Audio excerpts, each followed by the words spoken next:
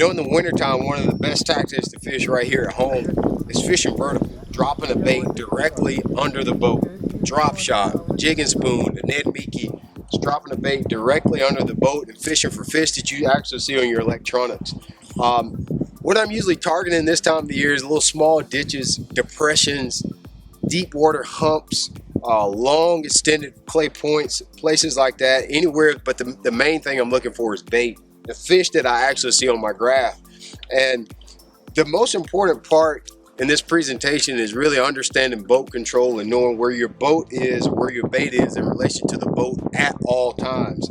I'm always going to constantly watch my line. That's really, really important when you're fishing vertical. If you notice your line is at an angle, that means your bait is behind you, in front of you, or out in front of you, and you're not actually fishing for what you see on your graph.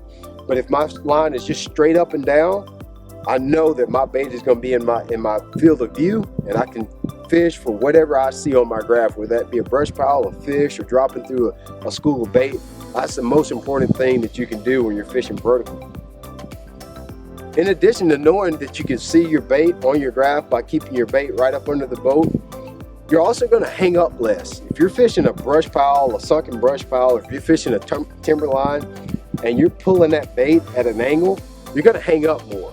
Because what happens is you got straight pole timber down there, and your bait is on the bottom. As you begin to reel it up, you're pulling it at an angle, you're going to hang up almost every time. But since that is pole timber down there, or even if I'm dropping in a brush pile, if I drop that bait straight down into that brush pile and I start to work that bait straight up and down vertical, I'm not going to hang up near as much. So that's another reason you need to definitely make sure that you're paying attention to your line and know exactly where your bait is.